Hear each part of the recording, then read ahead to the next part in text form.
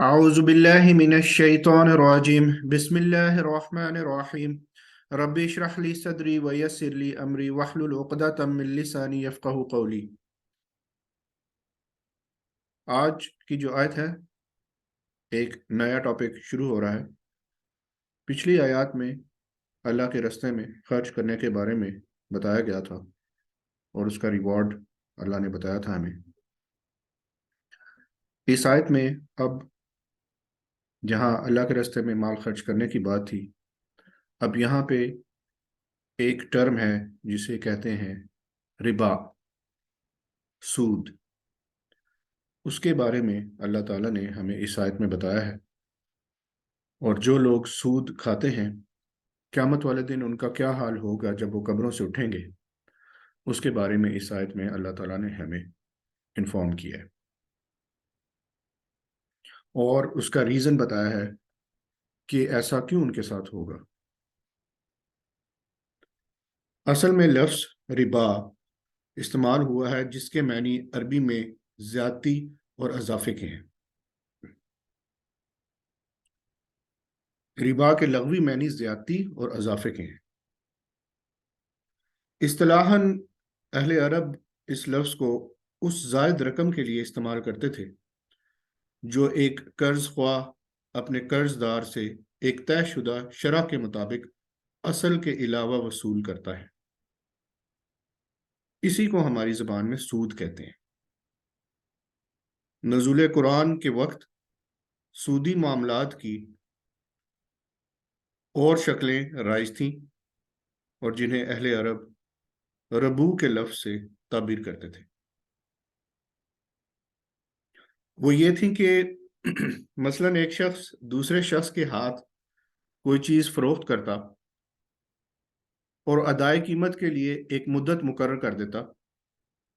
اگر وہ مدت گزر جاتی اور قیمت ادا نہ ہوتی تو پھر وہ مزید مہلت دیتا اور قیمت میں اضافہ کر دیتا۔ یا مثلا ایک شخص دوسرے شخص کو قرض دیتا اور اس سے طے کر لیتا کہ اتنی مدت میں اتنی رقم اصل سے زائد ادا کرنی ہوگی۔ یا مثلا قرض خواہ اور قرض دار کے درمیان ایک خاص مدت کے لیے ایک شرح طے ہو جاتی تھی، اور اگر اس مدت میں اصل رقم ما اضافہ کے ادا نہ ہوتی تو مزید مہلت پہلے سے زائد شرح پر دی جاتی تھی۔ اسی نوعیت کے معاملات کا حکم یہاں بیان کیا جا رہا ہے اس آیت میں۔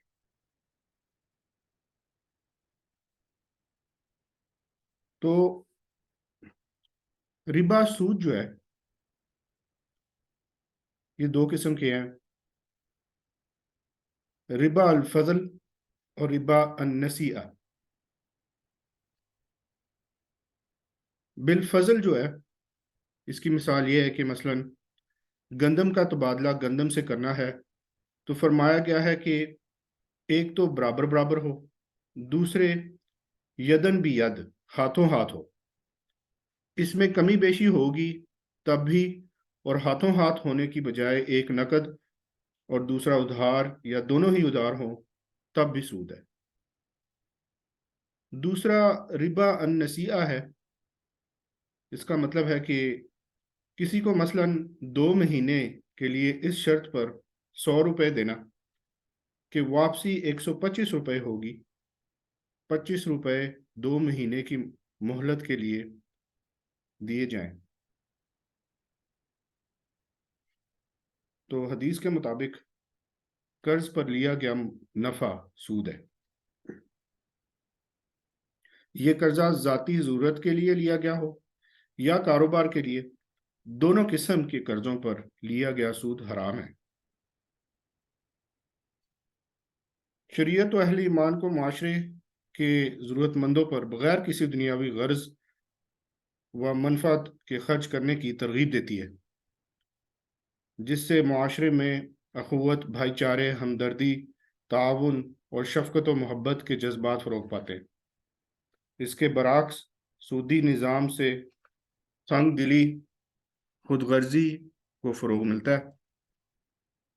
ایک سرمایہ کو اپنے سرمایہ کے نفع سے غرض ہوتی ہے، چاہے معاشرے میں ضرورت مند بیماری، بھوک، افلاس سے کراہ رہے ہوں، یا بے روزگار اپنی زندگی سے بیزار ہوں۔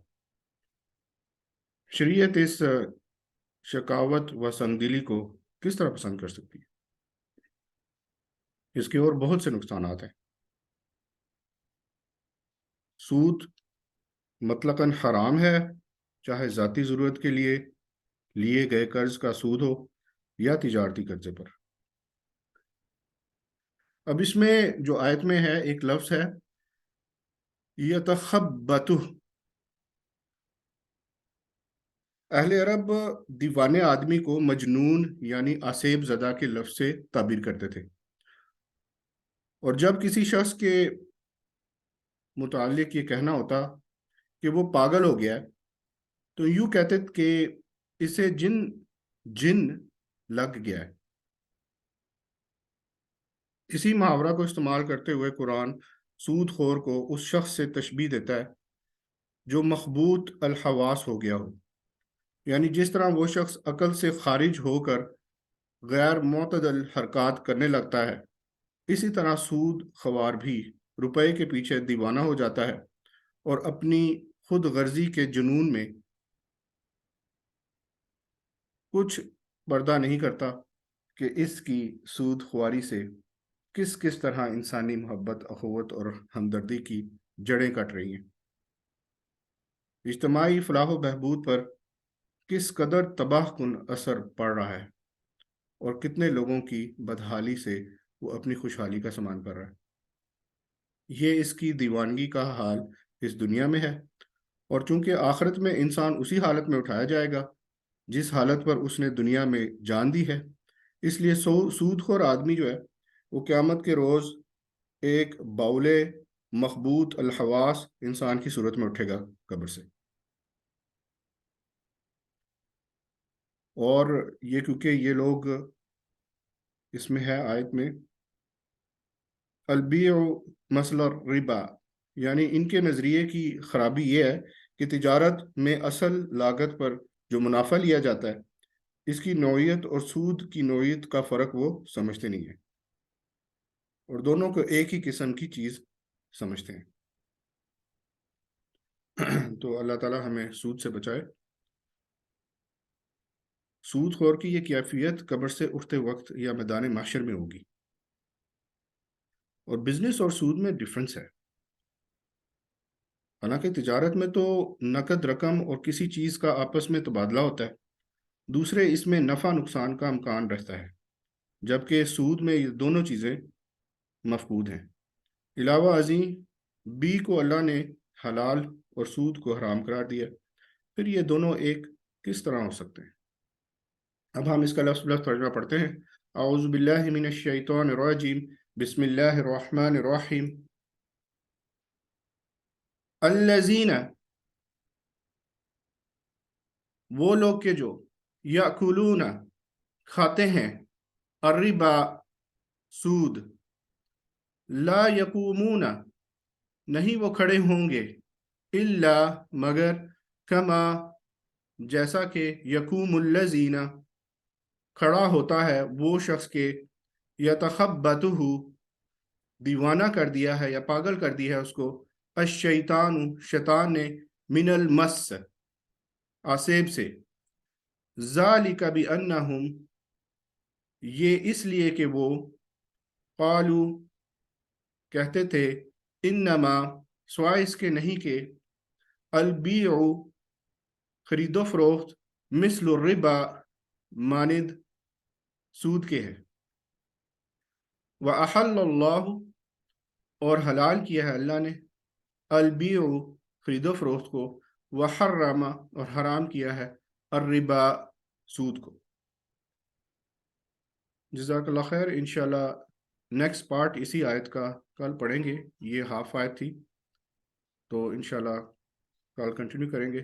سبحانک اللہم و بحمدک، اشہد ان لا الہ الا انت، استغفرک و اتوب الیک۔ السلام علیکم ورحمۃ اللہ وبرکاتہ۔